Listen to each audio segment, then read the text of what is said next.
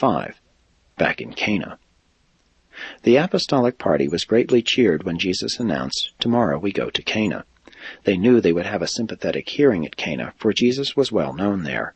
They were doing well with their work of bringing people into the kingdom when, on the third day, there arrived in Cana a certain prominent citizen of Capernaum, Titus, who was a partial believer and whose son was critically ill. He heard that Jesus was at Cana, so he hastened over to see him. The believers at Capernaum thought Jesus could heal any sickness. When this nobleman had located Jesus in Cana, he besought him to hurry over to Capernaum and heal his afflicted son.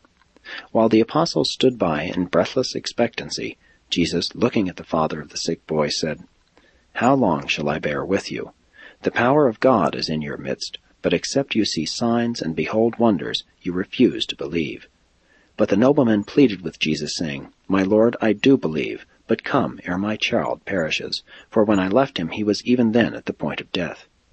And when Jesus had bowed his head a moment in silent meditation, he suddenly spoke, "Return to your home, your son will live."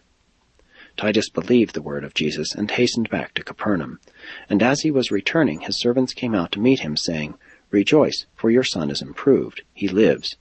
Then Titus inquired of them at what hour the boy began to mend, and when the servants answered, "Yesterday, about the 7th hour, the fever left him," the father recalled that it was at about that hour when Jesus had said, "Your son will live."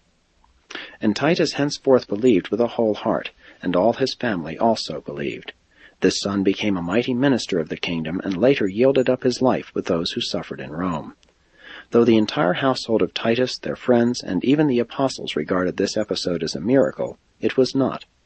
At least this was not a miracle of curing physical disease. It was merely a case of pre-knowledge concerning the course of natural law, just such knowledge as Jesus frequently resorted to subsequent to his baptism. Again was Jesus compelled to hasten away from Cana because of the undue attention attracted by the second episode of this sort to attend his ministry in this village. The townspeople remembered the water and the wine, and now that he was supposed to have healed the nobleman's son at so great a distance, they came to him not only bringing the sick and afflicted, but also sending messengers requesting that he heal sufferers at a distance.